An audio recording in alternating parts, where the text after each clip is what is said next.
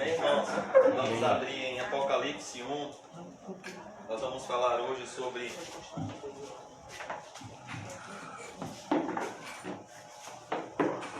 uma mensagem aos servos de Deus. Amém. Amém. Amém. Nós vamos falar hoje sobre uma mensagem, Apocalipse, uma revelação aos servos de Deus. Amém. Eu queria convidar os irmãos a lerem comigo Apocalipse 1, verso 1.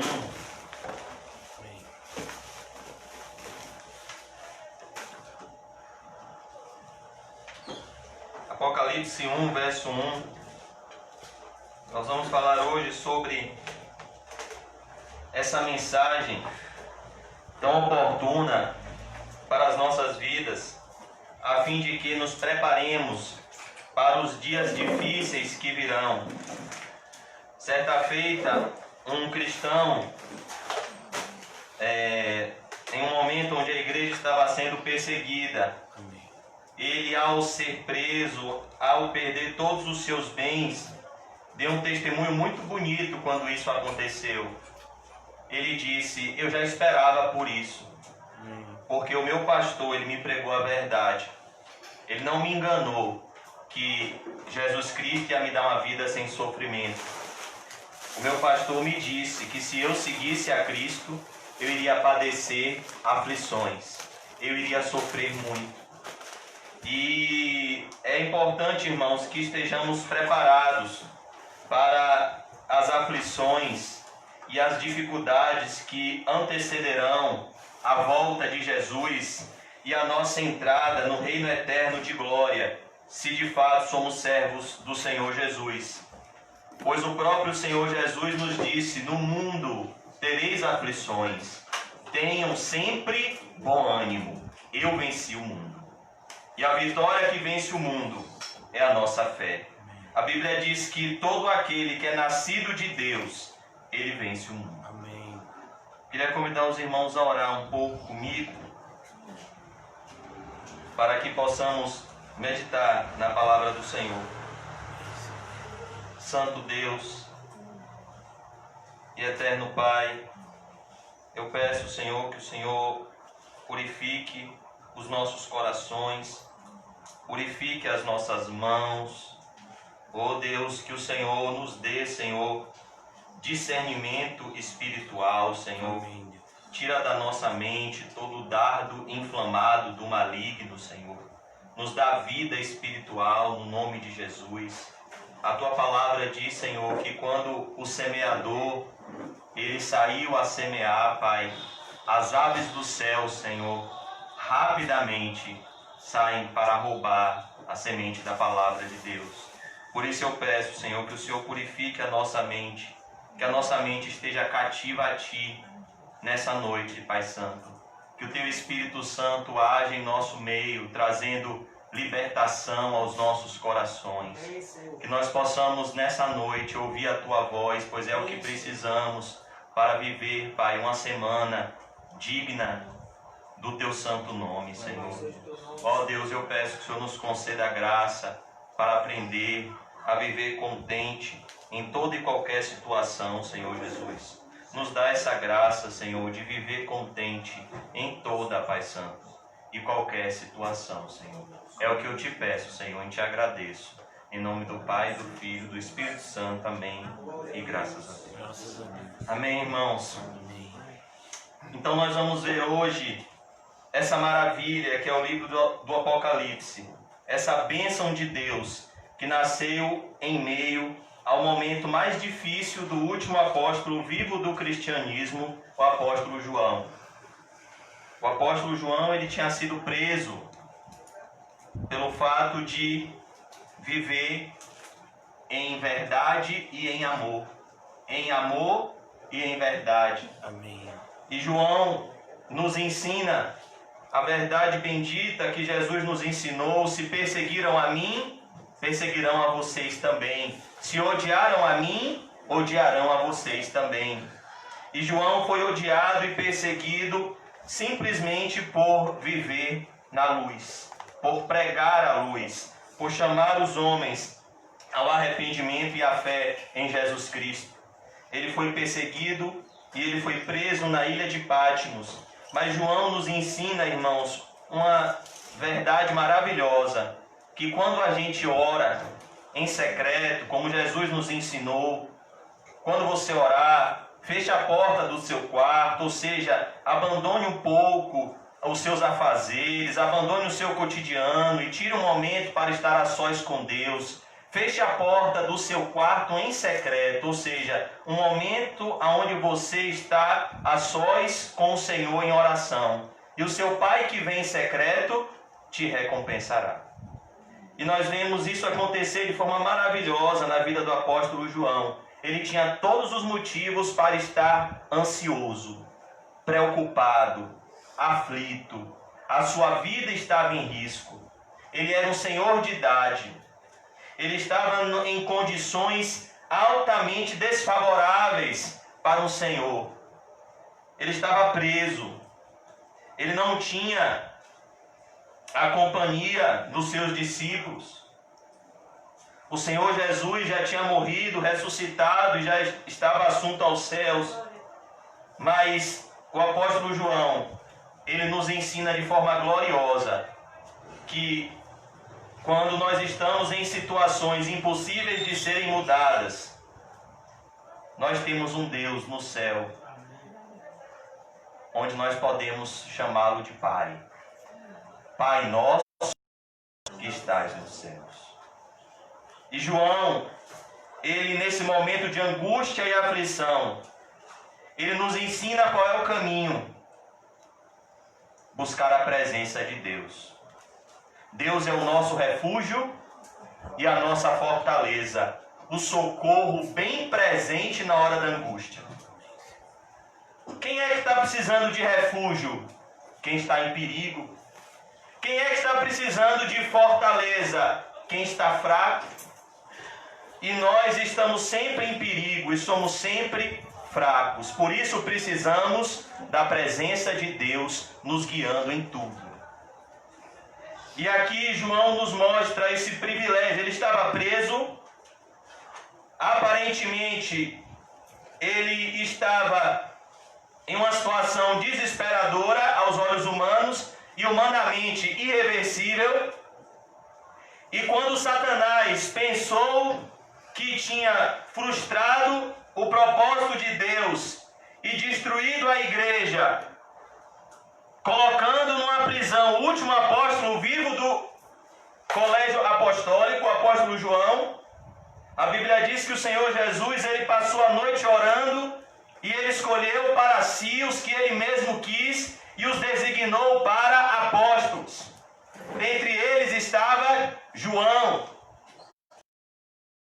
Nós vemos, irmãos, de forma maravilhosa que os propósitos de Deus não podem ser frustrados. Satanás tem uma fúria e uma inveja enorme do povo de Deus. Mas tudo que ele faz com o povo de Deus é abençoar o povo de Deus mais ainda. Pois como dizia Martinho Lutero, até o diabo é o diabo de Deus. E quando Satanás incita o coração das pessoas de ódio por esse Senhor e coloca esse Senhor na cadeia, pensando que iria fechar a igreja, que iria parar o evangelho, Satanás não sabia que ele estava dando à igreja o privilégio de saber o futuro antes que ele aconteça, através da revelação do Apocalipse. Então nós vemos aqui de forma maravilhosa, irmãos, como nada pode frustrar os planos de Deus. Deus já tinha preparado Policarpo, que era o sucessor de João, o filho na fé de João. E de forma milagrosa e maravilhosa, quando Satanás pensou que ele iria destruir João e a igreja, ele acaba trazendo para a igreja as revelações dos últimos dias, o Apocalipse. A palavra Apocalipse significa revelação. Que maravilha! João ora ao Pai que está no céu e a circunstância não muda. mas o coração dele muda. Por isso que nós temos que ter uma vida de oração. Porque por mais que o problema não mude, por mais que a dor não passe, por mais que a doença não cure, estar na presença de Deus compensa tudo isso. Sentir a presença de Deus compensa, irmãos, todo o sofrimento que tenhamos nessa terra. O Espírito Santo testifica com o nosso espírito, nosso homem interior, que somos filhos de Deus. Isso acontece quando? Em oração. Por isso que nós precisamos aprender com João. Você está numa situação difícil? Você está numa situação humanamente irreversível? Os diagnósticos não são favoráveis ao seu favor? Corra para Cristo e ore até que o céu se abra e ele vai abrir. O que foi que Jesus disse a Natanael? Natanael, você está vislumbrado porque você ouviu dizer que te vi na figueira? Coisas maiores do que estas você verá. Você vai ver o Filho de Deus, Natanael, e os anjos subindo e descendo na presença do Filho do Homem. Olha que coisa, irmãos. Que privilégio é orar. Jesus Cristo disse: pedi, pedi e dá-se-vos-á. Buscai e achareis. Quando me buscardes de todo o vosso coração. Batei e abri-se-vos-á.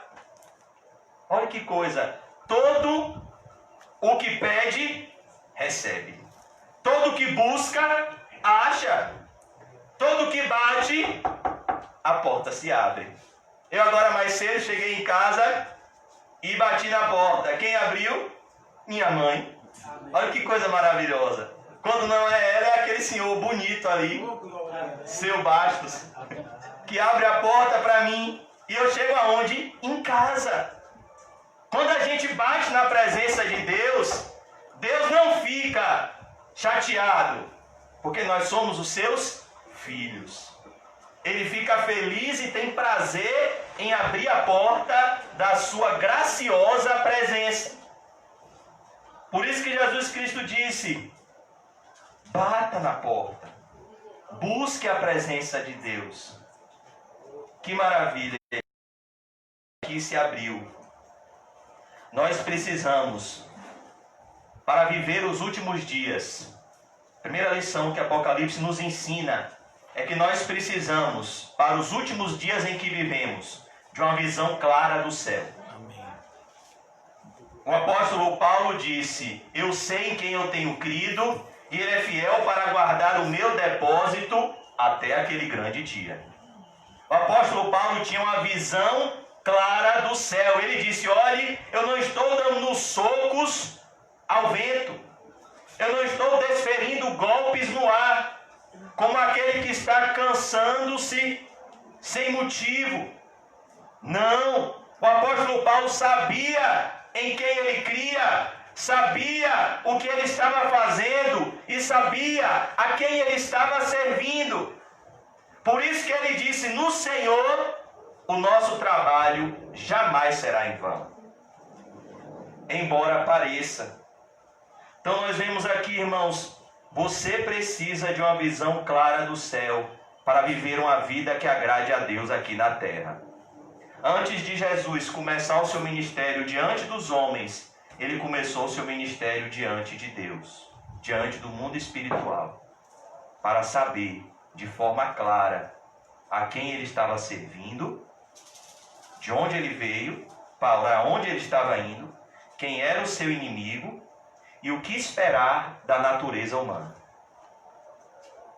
A Bíblia diz lá em João 2,23 que durante a festa da Páscoa, muitos judeus, vendo os sinais que Jesus fazia, creram no seu nome.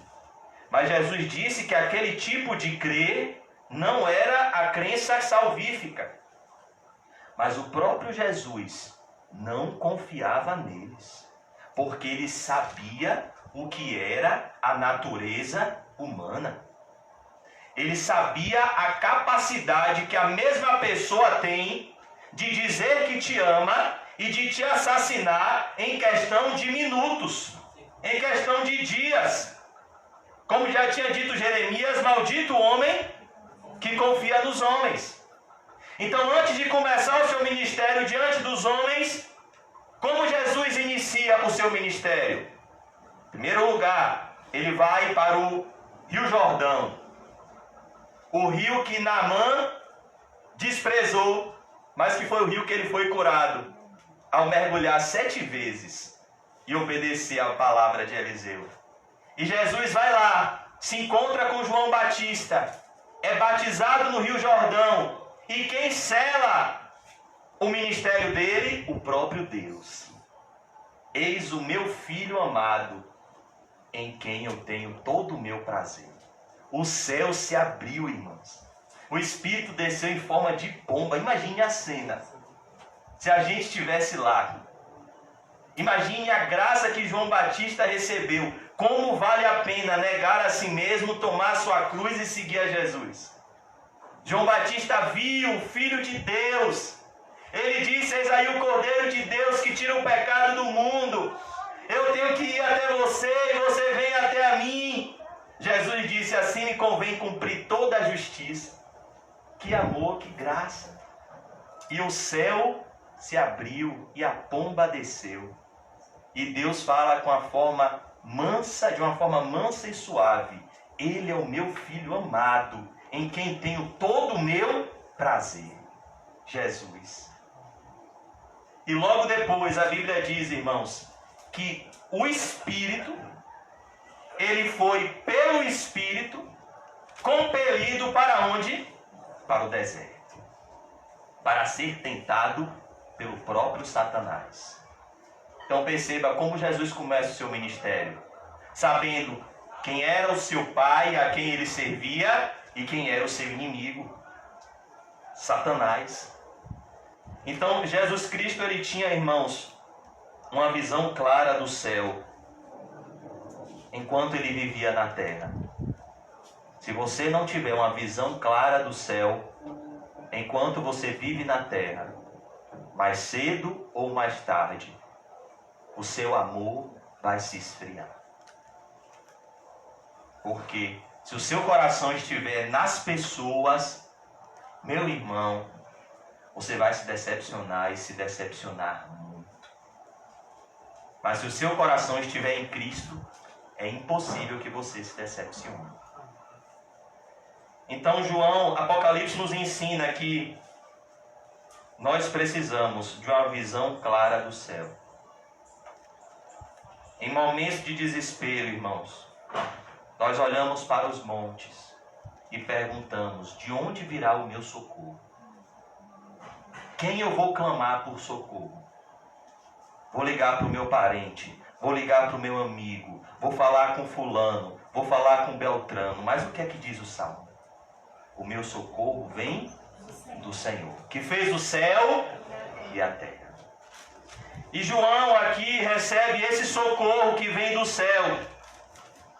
Deus não tira ele da prisão. Deus não faz com que os soldados tratem ele bem, com humanidade, segundo os direitos humanos, pois ele era um senhor de idade. Não. Provavelmente o apóstolo João aqui continuou apanhando, continuou passando necessidades, continuou sofrendo. Mas quando ele orou, ele sentiu a presença sobrenatural do seu Salvador. Apocalipse 1, verso 1. Quem aqui, irmãos, já ouviu a história do pastor Richard Rembrandt? Ele, enquanto era torturado na prisão na Romênia, ele passou por torturas horríveis. E ele disse, anos depois, pregando nos Estados Unidos da América, ele morreu em 2001, que ele nunca mais tinha sentido a presença de Deus como ele sentia enquanto ele estava sendo torturado numa prisão romena. Porque a presença de Deus, irmãos, é sobrenatural. Por isso que ser cristão é uma obra sobrenatural do início ao fim. Ser cristão é literalmente ser de outro mundo. Receber um amor de outro mundo. Passar para as pessoas um amor de outro mundo. Porque Deus amou o mundo de tal maneira. Essa é a ideia, de tal maneira. É um amor que o mundo nunca vai conhecer. Que o cristão recebe e passa. Revelação de Jesus Cristo. Olha que coisa linda, irmãos. Revelação de Jesus Cristo. É isso que o nosso coração precisa. De uma revelação de Jesus Cristo. Quando o apóstolo Paulo teve essa revelação de Jesus Cristo no seu coração, ele disse que o que para ele era lucro, bens, títulos, sua religiosidade, suas riquezas, ele disse: eu reputei como perda. Eu perdi tudo. Eu abro mão de tudo porque eu conheci algo que vale muito mais do que tudo. O que é, João? A brilhante estrela da manhã.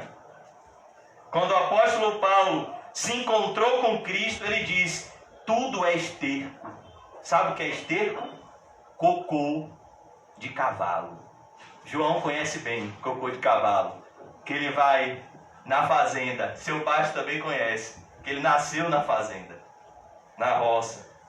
Paulo diz: sabe aquele cocô daquele cavalo? Quando ele está com diarreia ainda. É tudo que esse mundo pode te dar comparado com Cristo. Ele disse que tudo é esterco comparado com a sublimidade, está lá em Filipenses 3,8, do conhecimento de Jesus Cristo. Esse conhecimento ali é um conhecimento pessoal e experimental. Eu sou do meu amado e o meu amado é meu. É um conhecimento pessoal, é uma experiência pessoal de salvação. Paulo disse: nada se compara, irmãos, com a companhia de Cristo.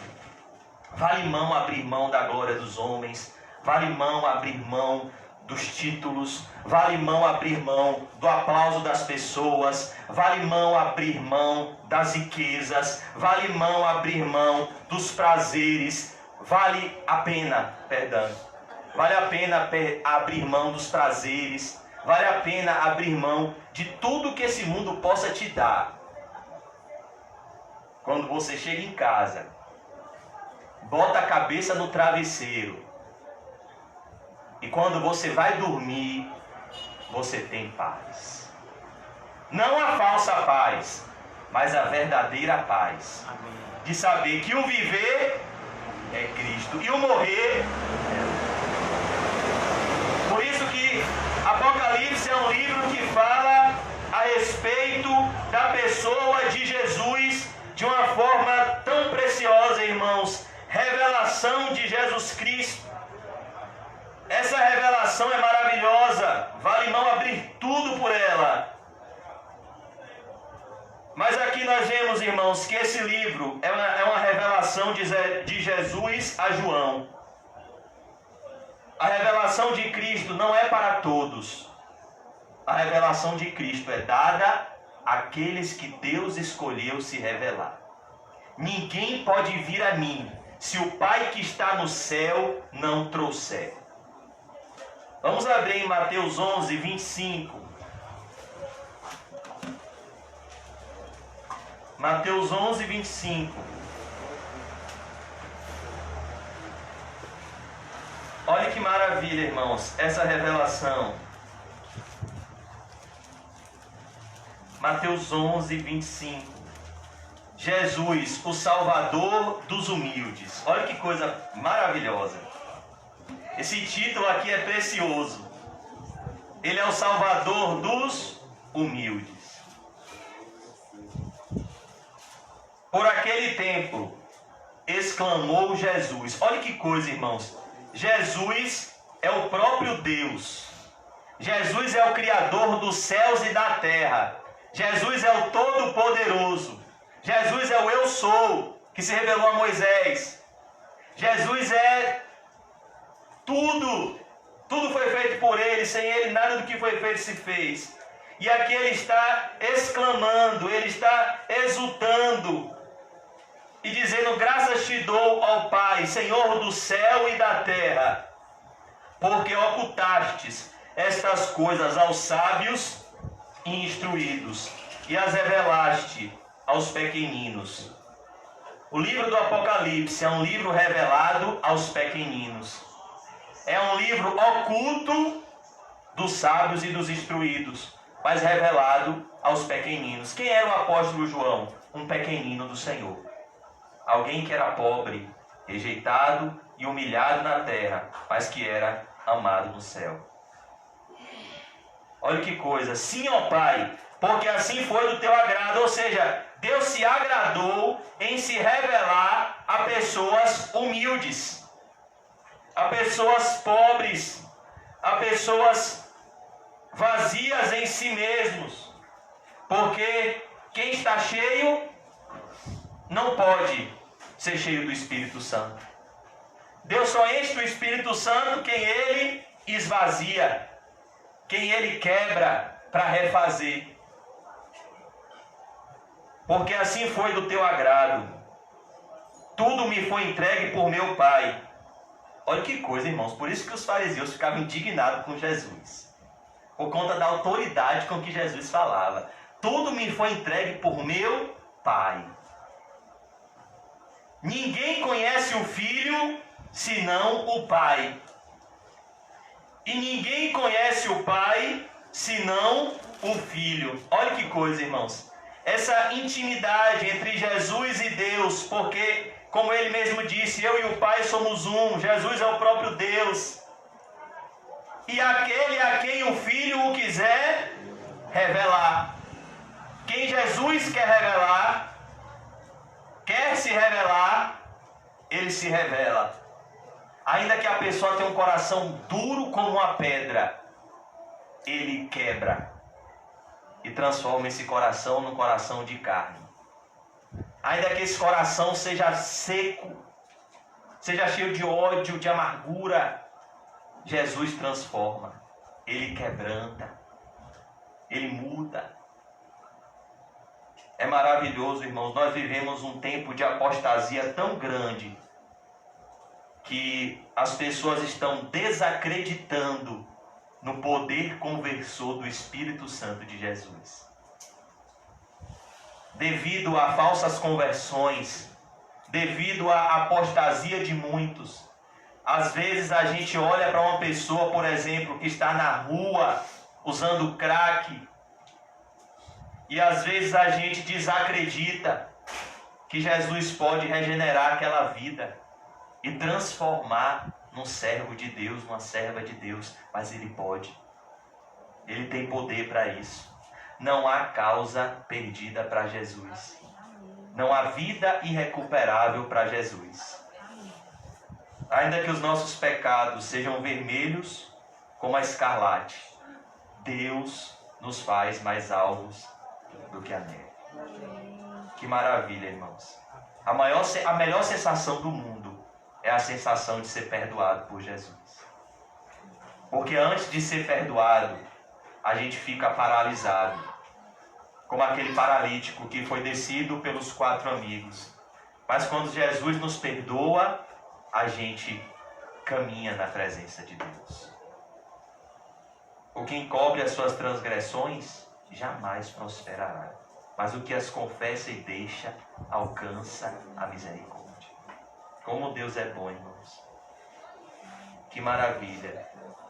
Vinde a mim, todos os que estáis cansados e sobrecarregados. O que é alguém cansado, irmãos? É alguém que está afadigado. É alguém que já perdeu as forças. É alguém que está carregando um peso extra. É por isso que ele fala sobrecarregado. E eu vos aliviarei. A grande questão, irmãos, é que a gente não busca alívio em Cristo como deveria. Tomai sobre vós o meu jugo e aprendei de mim, Jesus, porque sou manso e humilde de coração. O mundo, Paulinho, quer nos ensinar muitas coisas, menos essas duas lições, mansidão e humildade.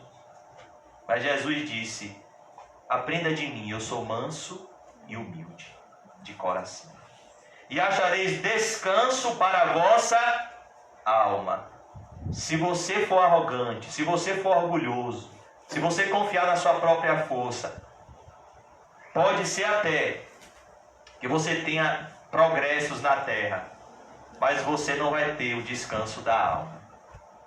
O descanso da alma é dado somente aos pequeninos de Jesus, às ovelhas de Jesus. Porque o meu jugo é suave e o meu fardo é leve, mesmo diante da pior circunstância.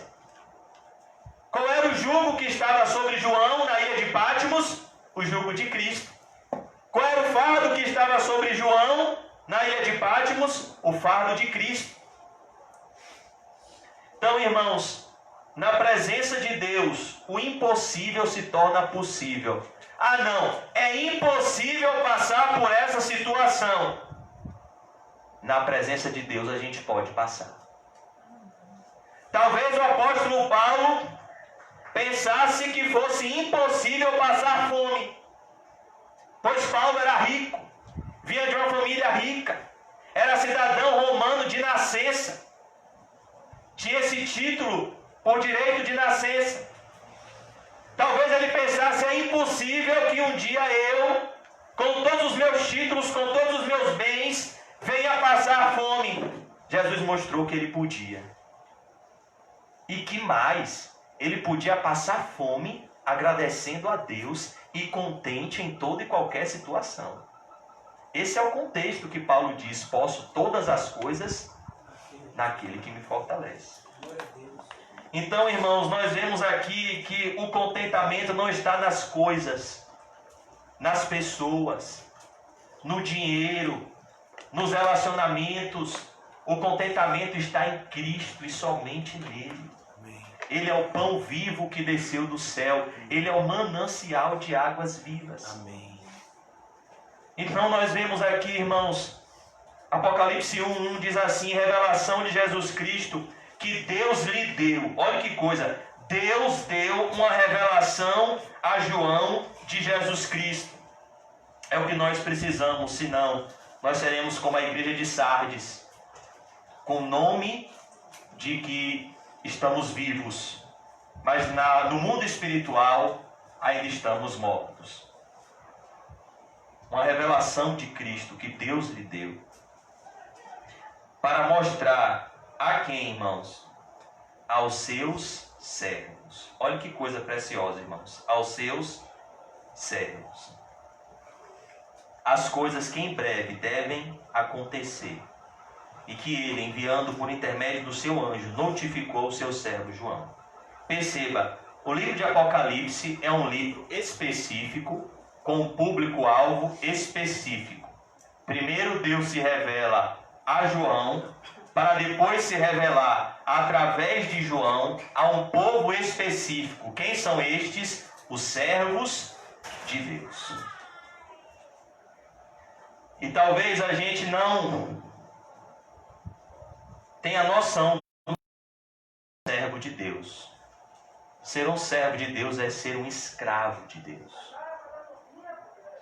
Os servos de Deus, irmãos, as servas de Deus, eles são muito raros. A tal ponto de que na igreja primitiva, quando uma serva de Deus morreu, Dorcas, Pedro orou para que ela ressuscitasse. Porque um servo de Deus é uma raça em extinção. Existem aqueles que querem se servir de Deus, mas aqueles que querem servir a Deus, eles são raríssimos. Mas Jesus disse: o Filho do Homem não veio para ser servido. Não fiquem disputando aí quem vai ser o maior. Que coisa é essa? Quem é o mais importante? Isso é uma vergonha. Tem igreja que as pessoas brigam. Não, o líder sou eu. O líder sou não. O líder de louvor sou eu. Quem manda aqui sou eu.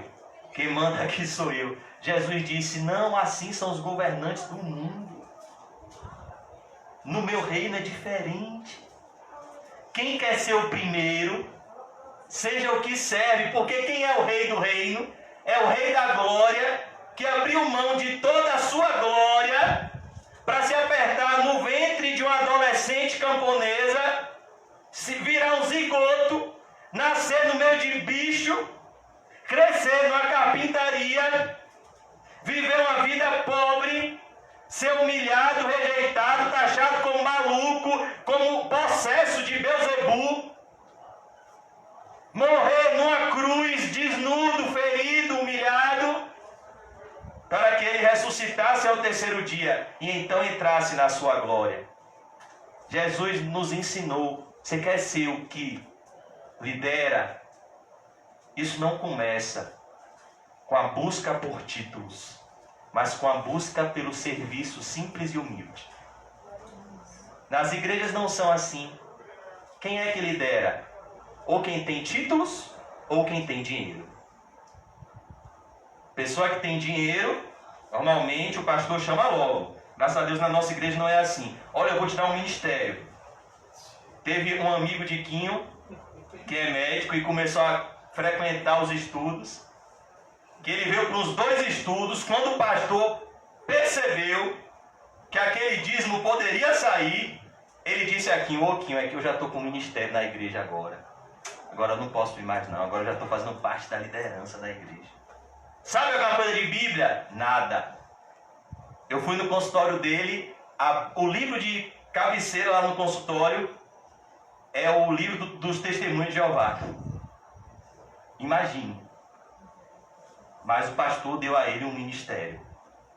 Ou então a pessoa que busca títulos. Mestrado, doutorado, formado, graduado. Jesus disse não. Você quer me servir? Você quer ser o maior? Seja o menor. Você quer ser o maior homem nascido de mulher? Passou quanto tempo no deserto? Cadê? Está queimado do sol o deserto? Quantos anos você passou comendo gafanhoto e mel silvestre?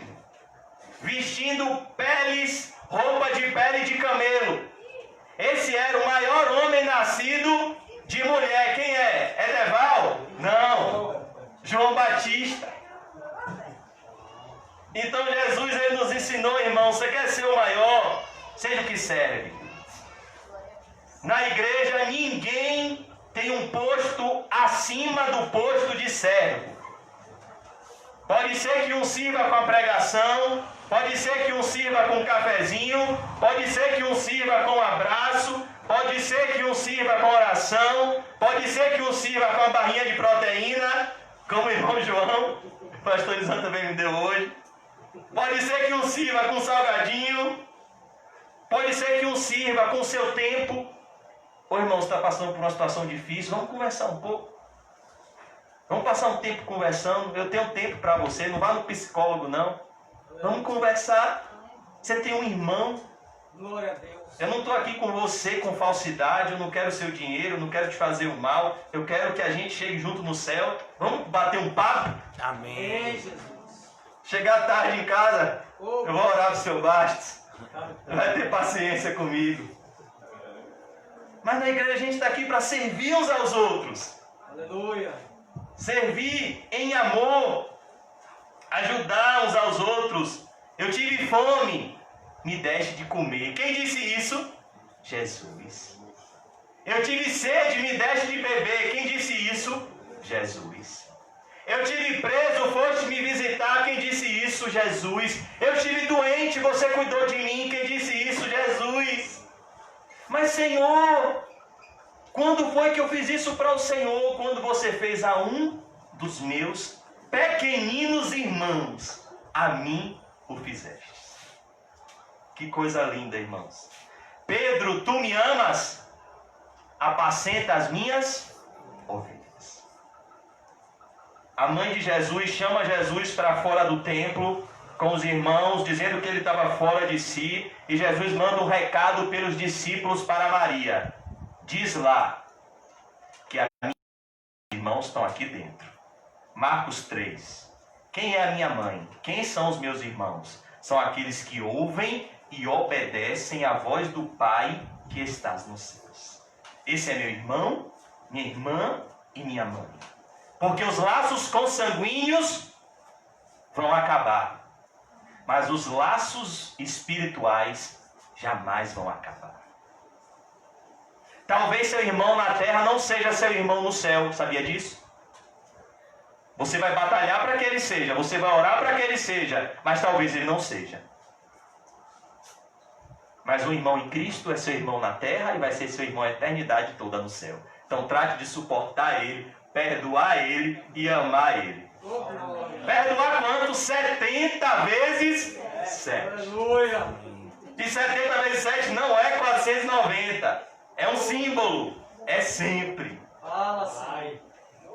Aumenta-nos a fé. É verdade. Multiplica, Senhor. Multiplica, como o Senhor multiplicou os peixes, a fé. Oh, Senhor Jesus. Mas Jesus disse, você quer liderar? Se humilhe. O Filho do Homem não veio para ser servido, mas para servir. E dar a sua vida em resgate de muitos. Quando Paulo fala de serviço na igreja, ele diz, tenham em vocês o mesmo sentimento que houve em Cristo Jesus. Qual foi o sentimento de Cristo? Humildade. Sendo Deus, ele não usurpou seu direito de ser igual a Deus, ele esvaziou-se a si mesmo, assumindo a forma de servo sofredor. E na forma de um servo sofredor, ele foi obediente a Deus até a morte, morte de cruz. O galardão do servo de Deus está onde, irmãos? No céu. O galardão, a recompensa do servo de Deus está no céu. Quando é que essas pessoas vão ouvir? Está lá em Mateus 25, lá no dia do juízo. Eu tive fome, você me deu de comer. Eu estive com sede, você me deu de beber. E aquilo ali é uma visão do juízo final. É como se Jesus estivesse dizendo, sabe todo aquele esforço que você fez? Valeu a pena. Amém. Pregar com o pulmão comprometido, valeu a pena. Amém. Pegar com o ombro doendo, valeu a pena. Amém. Pregar no domingo de virote, Amém. não porque estava fazendo coisa errada, mas porque estava lutando contra demônio, valeu a pena. Deus, o galardão é muito maior do que a gente pode pensar. Ó, é um bom negócio, viu, João? É o melhor negócio do mundo, é muito melhor que o LX. Por que você acha que Moisés recusou ser chamado filho da filha de Faraó para sofrer junto com o povo de Deus? Porque ele tinha em vista a recompensa, a terra prometida. Vale a pena, irmãos, vale a pena servir a Deus. Não só pelo que Deus dá, mas pelo que Ele é. Ele é bom, misericordioso, amoroso, perdoador, fiel, amigo, companheiro, conselheiro. Tudo de bom está na pessoa de Deus. Por isso que quando alguém disser que é bom, imite o irmão Quinho. O irmão Quinho é bonito, que ele fala na lata assim, ó. Bom só tem... Aleluia. Vão pegar a gente, mas isso é verdade. Ninguém é bom, só Deus é bom. Amém. E a bondade é um fruto do Espírito Santo. Então o Apocalipse é uma revelação de Jesus que Deus lhe deu para mostrar a seus servos. Tem servo de Deus aqui? Amém? Amém. Vamos abrir Malaquias 3,18. A gente já tá... Deus não só ouve as palavras da nossa boca, mas Ele ouve as palavras do nosso coração. O Senhor não vê como o homem vê. O homem vê a aparência. O Senhor vê as intenções do coração. Amém. Então, às vezes, a gente não fala isso aqui em Malaquias 3,13. Mas a gente sente no coração, e Deus já viu. Vós dizeis, inútil é servir a Deus. Quem aqui não já pensou isso? Eu já pensei. Malaquias 3,14 agora. Inútil é servir a Deus. Rapaz, que nada, as coisas não vão para frente. Que nos aproveitou termos cuidado em guardar os seus preceitos. e em andar de luto diante do Senhor dos Exércitos. Andar de luto é uma expressão hebraica que significa andar em arrependimento, andar em contrição de espírito, andar em temor, reverência e obediência ao Deus Santo, Santo, Santo. Ora, pois, nós reputamos por felizes os soberbos. Não é isso que o mundo apresenta? O que é a revista Caras? É uma exposição de soberbos felizes. O que é que você vê nas televisões? Os soberbos se mostrando como felizes. E o mundo é uma grande miragem, porque ele tem um mágico por detrás dele, que é Satanás.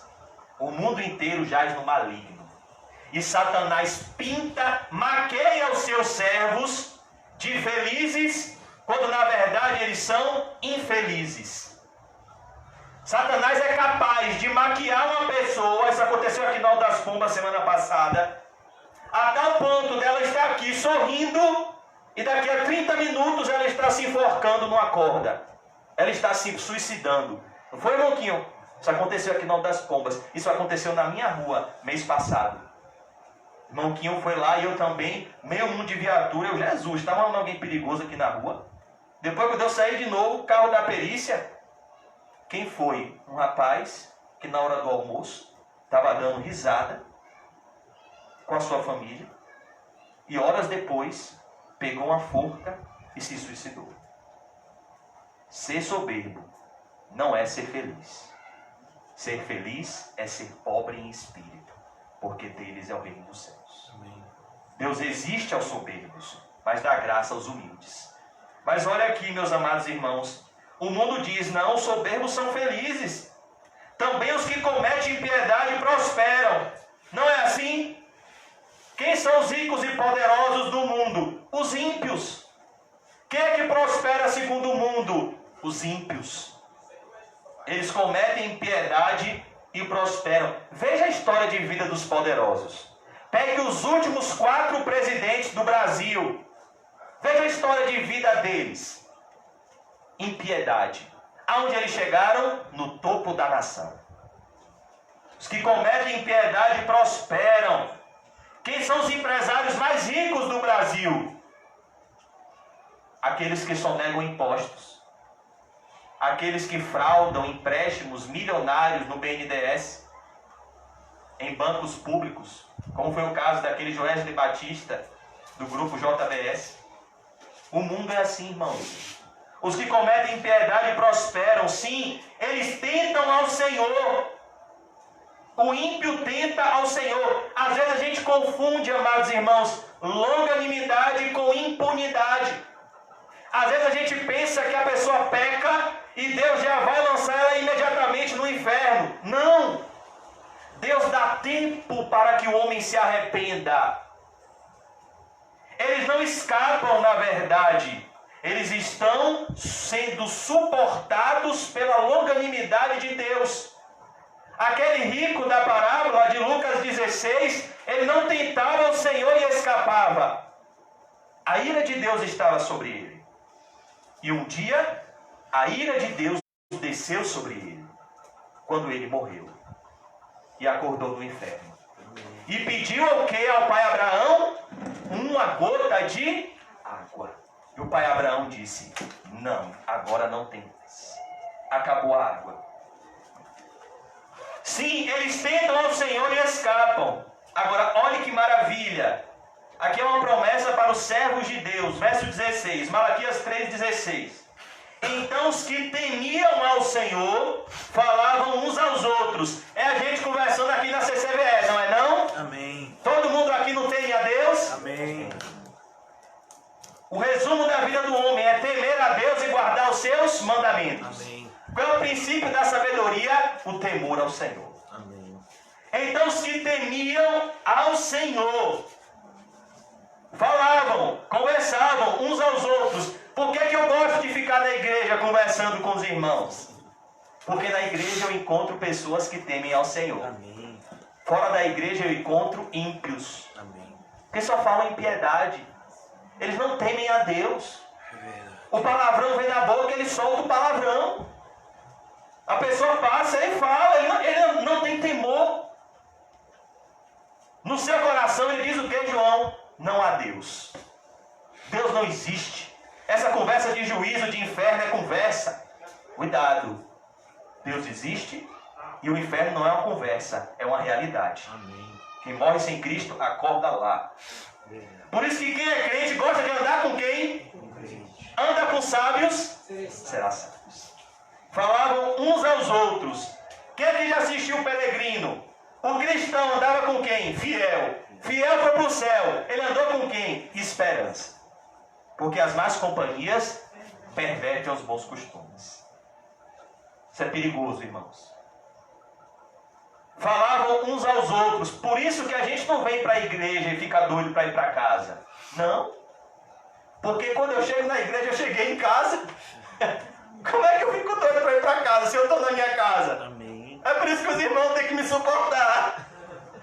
Não vou dizer igual Zagalo, vocês têm que me engolir, porque aí não pode, né? Mas vamos orar. Porque aqui a gente está em casa. Jesus está aqui. Amém. Pessoas que te amam estão aqui. Amém. Que maravilha. Falavam uns aos outros. Sobre o quê? Sobre a lei do Senhor.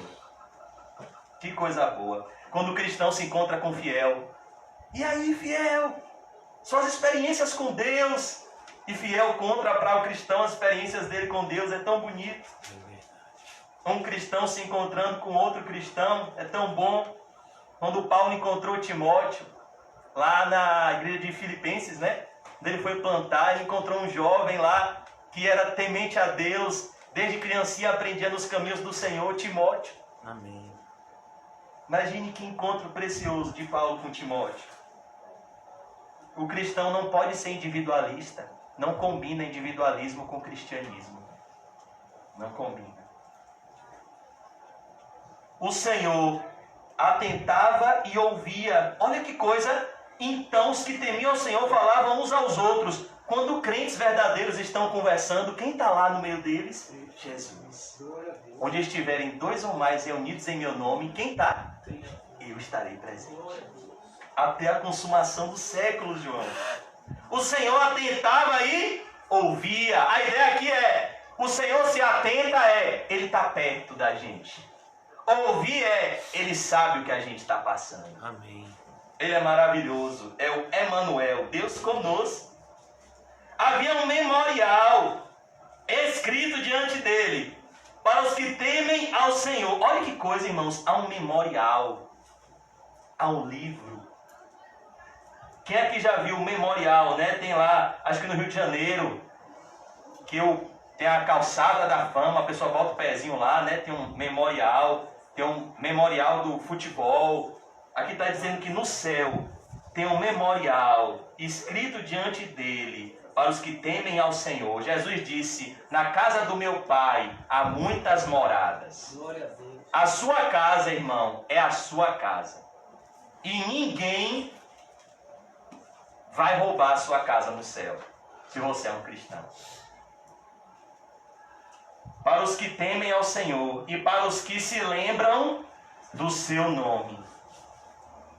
O que Malaquias está mostrando é, não pense que Deus trata da mesma forma aqueles que servem a Ele e aqueles que servem aos seus próprios interesses. Não pense que Deus trata da mesma forma o sacerdote Eli e o profeta Samuel, o rei Saul e o rei Davi. Que foi que Deus disse a Eli, Eli, porque você honra seus filhos mais do que a mim? Você não tem que amar a Deus sobre todas as coisas?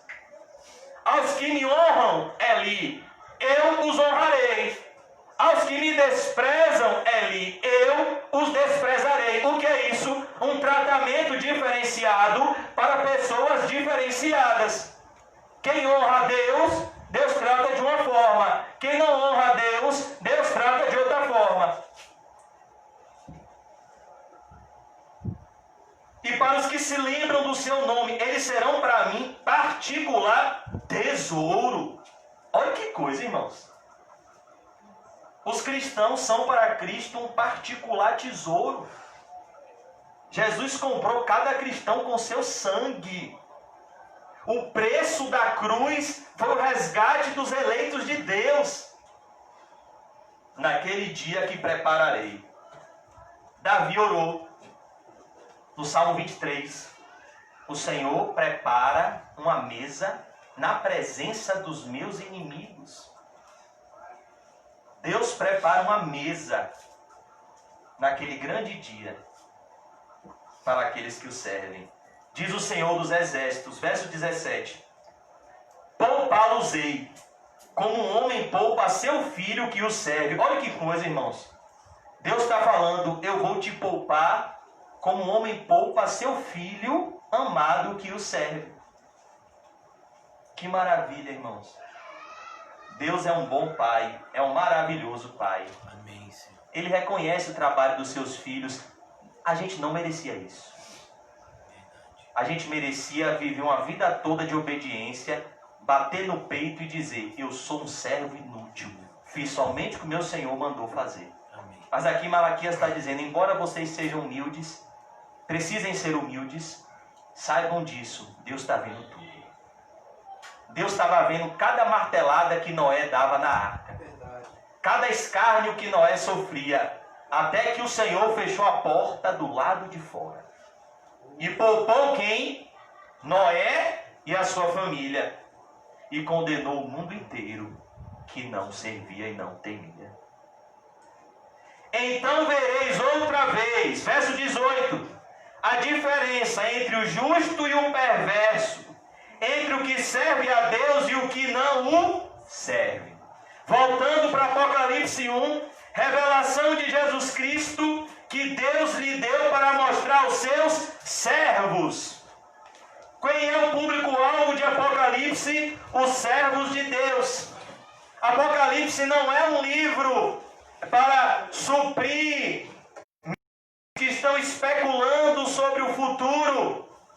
Apocalipse é um livro que nos estimula a santidade, que nos prepara para dias difíceis, que nos ensina que a vitória final será de Cristo e da sua igreja, que nos ensina que o mundo não está dando voltas e caminhando para o acaso, mas o mundo, ele tem um fim específico, a destruição desse céu e dessa terra, e a construção de novos céus e nova terra, onde habita a justiça.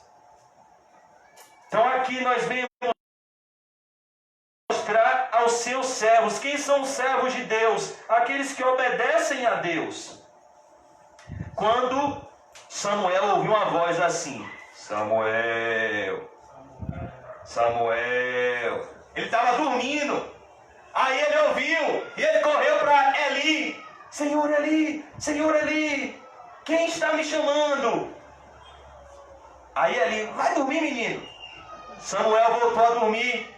A voz voltou. Samuel, Samuel. Aí Eli percebeu. Ó, você, viu, Estelinha? Quando você ouvir Jesus falando, você fique de prontidão. Eli disse, meu filho, quem está falando com você é o próprio Deus. Da próxima vez que ele chamar seu nome, tenha uma resposta de prontidão. Porque quem está falando é o Todo-Poderoso. Responda assim, eis-me aqui, Senhor. Fala que o teu servo ouve. Então, quando Samuel ouviu, ele respondeu, eis-me aqui, Senhor. Fala que o teu servo ouve. E Deus revelou a Samuel coisas que eram duras para uma criança. Profeta de Deus, desde o início, ouve coisas duras e fala coisas severas. Deus mostrou a Samuel que ele está virado com Eli, que ele está virado com os filhos de Eli, e que ele não estava em nada se agradando com a vida de Ofni e Finéias, que eram filhos de Belial. E o que Samuel fez, desde criancinha, foi fiel. Contou tudo que Deus falou com ele, para o sacerdote ali: olha ali, Deus não está feliz com você, Deus não está feliz com Ofni e Finéias, o juízo de Deus vai vir. Imagine a profecia de uma criança. Samuel, ele era um servo de Deus. Que maravilha ser um servo de Deus. Um servo de Deus. Um servo de Deus, irmãos, tem mais deveres do que privilégios. Ele é um servo. Ele obedece. Jesus disse: por que me chamais Senhor, Senhor, e não fazeis o que eu mando? Então Apocalipse não é para vocês que não me obedecem. Para que Deus vai dar revelações? Para que Deus vai dar conhecimento para quem não o obedece? Para ficar orgulhoso? Para humilhar as pessoas com o conhecimento de Deus? Não. Deus derrama graça, conhecimento, sabedoria para quem o obedece. Porque esse conhecimento vai redundar em glória para Deus. A pessoa não vai receber a glória. Esse conhecimento que é derramado vai ser para a glória do nome do Senhor. Então aqui a revelação de Apocalipse é para os servos de Deus. Tem um pastor presbiteriano que fez doutorado em Apocalipse. Para quê? Para se ensoberbecer. Talvez ele tenha um salário melhor do que todo mundo aqui junto com os estudos de Apocalipse. Só os comentários que ele vende. É isso que o servo de Deus faz? Não. Apocalipse não é para essas pessoas que pegam um conhecimento tão sério, tão profundo, para ganhar dinheiro, para viajar para o exterior e ter uma vida regalada, por causa de um doutorado no livro de Apocalipse. Olha que loucura. Sabe o que Paulo fala em 1 Timóteo 6? Ô José, pare de falar. Tem gente que fala assim: não fale mal de pastores, não, isso não é legal. Vamos abrir em 1 Timóteo 6. Vamos ver se esses homens têm a verdade do lado deles. 1 Timóteo 6, verso 3. Se alguém ensina outra doutrina e não concorda com as sãs palavras de nosso Senhor Jesus Cristo e com o ensino segundo a piedade, é enfatuado, nada entende, questões e contendas de palavras que nascem inveja, provocações, difamações, suspeitas malignas, altercações sem fim. Agora, olha o final do verso 5. Por homens cuja mente é pervertida e privados da verdade, 1 Timóteo 6,5, supondo que a piedade é fonte de lucro. Perceba, quem supõe que a piedade é fonte de lucro, quem usa a Bíblia para ganhar dinheiro, está o quê? Privado da verdade. Portanto, não está liberto, pois Jesus Cristo disse: conhecereis a verdade e a verdade vos libertará. Mas quem usa o conhecimento bíblico para ganhar dinheiro como fonte de lucro, eu ouso dizer que nunca foi liberto. E a Bíblia me dá vazão para isso. Supondo que a piedade é fonte de lucro. De fato, grande fonte de lucro é a piedade com o contentamento. Isso é lucro. É você ser um servo de Deus e estar satisfeito em ser um servo de Deus, em não ser mais do que Deus quis que você fosse. João Batista, quem é você? Elias, tu és o Messias? Não, eu sou o que Deus determinou que eu fosse. Eu sou uma voz que clama no deserto: preparem um caminho para o Senhor passar, endireitem as suas veredas. Então aqui nós vemos, irmãos, que Apocalipse não é um livro para nos ensoberbecer, mas é um livro para nos humilhar e para nos preparar para dias difíceis. dias muito difíceis. Paulo predisse que os últimos dias seriam dias trabalhosos. Paulo diz que deveríamos remir os tempos porque os dias são maus. Paulo diz que os homens seriam amantes de si mesmos, avarentos, egoístas, ingratos, desafeiçoados, infiéis. É o retrato do homem no fim dos tempos. Então nós vemos, irmãos, que o conhecimento do Apocalipse não é para nos deixar soberbos, mas é para nos fazer entender o que Jesus Cristo disse em Lucas 12, 47 e 48. Aquele servo que não soube a vontade do seu Senhor e não fez porque não sabia, receberá poucos açoites. Mas aquele servo que soube a vontade do seu Senhor e mesmo assim não fez, receberá muitos açoites, porque a quem muito foi confiado, muito mais se lhe pedirá. A quem pouco lhe foi confiado, pouco se lhe pedirá, porque a quem mais é dado, mais será cobrado. Apocalipse é uma revelação aos servos de Deus, para que os servos de Deus se sintam mais cobrados. Você conhece mais a Bíblia do que uma pessoa que está do seu lado, que está no seu bairro, que está no seu emprego, que está na igreja ali na frente. Você não é melhor do que ela, você é mais cobrado do que ela. Conhecimento bíblico não é só privilégio, é responsabilidade. Porque ai daquele que ouve e não pratica. Mas nós temos a tendência de nos ensoberbecer. Aos seus servos, as coisas que em breve, a ideia aqui é muito rapidamente, devem acontecer. E que ele, enviando por intermédio do seu anjo, existem experiências angelicais verdadeiras. Maria teve uma. José teve uma. Daniel teve uma. Existem experiências angelicais verdadeiras, mas existem falsas. Por isso que nossa confiança está sempre na palavra de Deus. Ela é lâmpada para os nossos pés, é luz para o nosso caminho. Notificou o seu servo João. O que é que a gente aprende aqui? Que primeiro Deus notifica o mensageiro, para depois notificar através do mensageiro.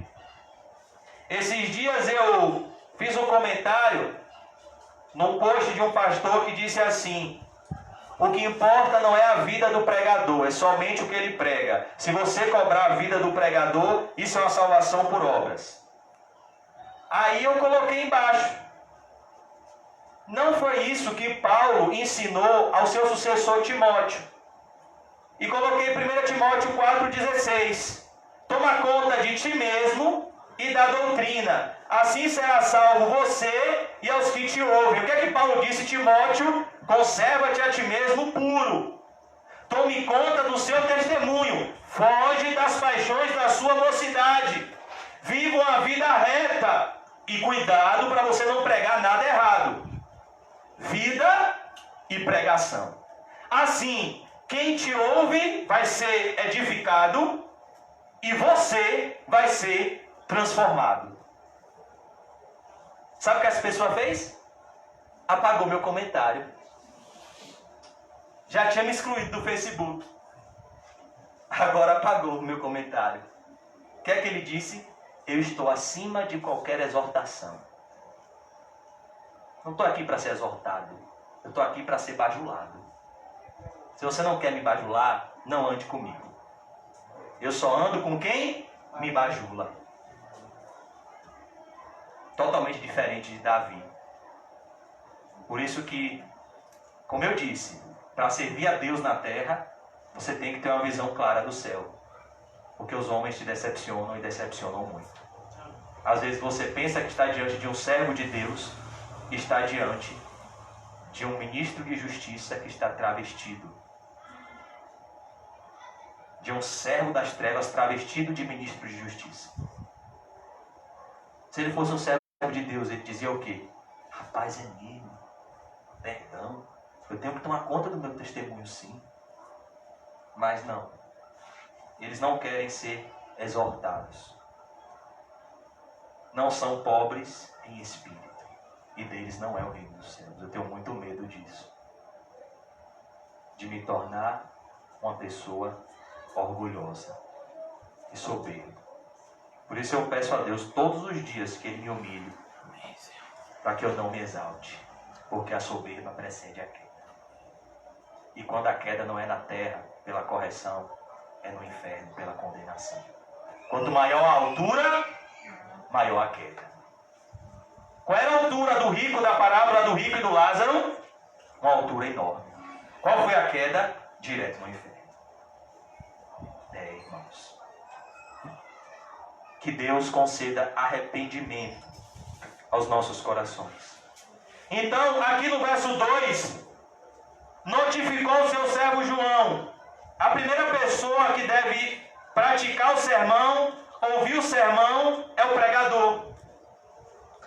Porque o pregador pode estar pregando a sentença da sua própria condenação. Paulo disse: eu esmurro o meu próprio corpo e reduzo a escravidão, para que naquilo que eu prego aos outros, eu mesmo não seja desqualificado. Se a gente tem que tomar muito cuidado. A gente tem que buscar de todo o coração vigiar e orar, para que não entremos em tentação. Spurgeon dizia: Senhor, não me deixe entrar em tentação, para que eu não caia e te envergonhe. Aquele que julga estar em pé, cuide-se, para que não caia. Peça a Deus para que você não entre em tentação, porque para cair, basta estar de pé. Quem está caído não precisa cair. Satanás quer derrubar quem está de pé. Mas não vem nenhuma tentação sobre nós que não seja, João, humana. Junto com a tentação, o Espírito Santo manda o escape para que possamos suportar. Amém. Porque Deus é fiel. Ele não pode negar a si mesmo. Satanás trouxe os banquetes, mas quando Jesus se colocou fielmente sujeito a Deus, ele resistiu ao diabo, o diabo fugiu dele e os anjos do céu vieram e o serviram. Quem disse que ele ficou com fome? Como é que acaba a tentação? Lá em Lucas 4 e Mateus 4. Os anjos servindo o Filho de Deus. Que maravilha. Vale a pena ser fiel, irmãos. Amém. O qual atestou, verso 2, a palavra de Deus e o testemunho de Jesus Cristo quanto a tudo o que viu. João não só ouviu, Apocalipse 1:2, João viu as visões de Apocalipse. Apocalipse é uma visão. Que maravilha! O que é que nós vemos aqui, irmãos? João viu Jesus e os acontecimentos futuros. Sabe por quê? Porque ele cumpriu Provérbios 4:23. Sobre tudo que se deve guardar, meu amado irmão Leão. A gente tem que guardar o quê? Guarda o seu coração. Porque dele procede as entradas e as saídas da vida. João guardou seu coração e teve a mais maravilhosa visão. Bem-aventurados os limpos de coração, eles verão a Deus. João era limpo de coração. Ele viu a quem? O próprio Deus. Porque Jesus é quem? Jesus é Deus. E quem revelou o Apocalipse a João? Deus. De forma particular. Que maravilha. Deus revelou o Apocalipse a João. Os limpos de coração verão ao próprio Deus. Verso 3, para a gente concluir. Bem-aventurados aqueles que leem e aqueles que ouvem as palavras da profecia e guardam as coisas nela escritas, pois o tempo está próximo. O que João está dizendo é: felizes, ditosos, agraciados por Deus são aqueles que leem Apocalipse e aqueles que ouvem Apocalipse. A ideia aqui é, no original grego, o texto diz que essas palavras tinham que ser lidas e ouvidas em voz alta na congregação para que todos pudessem ouvir. Como Jesus concluía os seus sermões: aquele que tem ouvidos para ouvir, ouça. Ouça a revelação dos últimos dias, pois você já está neles. Então aqui ele diz: feliz aqueles que leem Apocalipse, feliz aqueles que ouvem as palavras da profecia do Apocalipse, e feliz aqueles não só que ouvem e não só que leem, mas aqueles que guardam elas no seu coração. Você não tem que só ler ou ouvir a Bíblia. Eu e você temos que meditar na Bíblia. Eu e você temos que deixar a palavra entrar em nós. Temos que deixar a palavra arder em nós, como disse Jeremias 15:16. Senhor, recebendo a tua palavra, achando a tua palavra, eu as comi e elas me foram alegria e gozo no coração. Ezequiel no capítulo 3 recebe a visão de um rolo. E o anjo diz a Ezequiel: Ezequiel, você vê esse rolo? Coma esse rolo. Deixa ele entrar nas suas entranhas, Ezequiel. E você vai ser o meu atalaia. Comer a Bíblia. Escondi a tua palavra no meu coração para não pecar contra ti. E guardam as coisas nela escritas. Por que a gente tem que guardar o Apocalipse? Porque tem um momento em que ou a gente vai ser politicamente correto, ou a gente vai ser biblicamente correto. E para isso a gente tem que estar com o Apocalipse no nosso coração. Ou a gente vai ser fiel, ou a gente vai ser infiel. Satanás é bom em produzir infidelidade em nossos corações. Que nada, rapaz, ninguém está vendo. Ninguém vai ver. Passa uma nota fria aí, ninguém vai ver. Mente aí no seu trabalho. Mente para o cliente, todo mundo mente, ninguém vai ver. O que está aqui dentro é a palavra de Deus. Eu não posso fazer isso. Porque Deus é justo juiz. Ele vai trazer a juízo toda a obra, quer seja boa, quer seja má. Toda a máscara vai cair. E não há nada em oculto que não seja revelado. E depois da morte segue-se o juízo. Guardar no coração Apocalipse, pois o tempo está próximo. O tempo do fim está próximo. Não vai demorar muito, irmãos, para a trombeta soar e para Jesus voltar. Nós já estamos no tempo do fim. A Bíblia diz que antes da volta de Jesus, Paulo diz assim: ninguém se engane, pois vai vir a grande apostasia. E depois, no ambiente de grande apostasia, vai se levantar o homem da iniquidade, o filho da perdição, que se levanta contra Deus e contra tudo o que lhe é objeto de culto. Tudo que glorifica a Deus, o anticristo vai se levantar. E para aqueles que não acolheram o amor da verdade para serem salvos, Deus vai enviar o espírito do erro para que eles creiam na mentira e se deleitem na injustiça.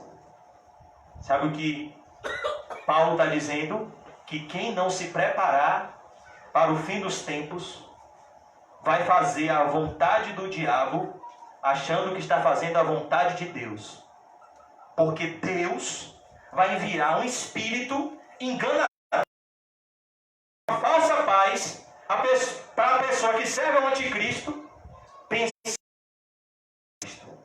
como naquela reunião no céu. O espírito imundo se levanta quando no céu: quem enviarei para enganar o rei Acabe? E o espírito imundo vai lá e se levanta.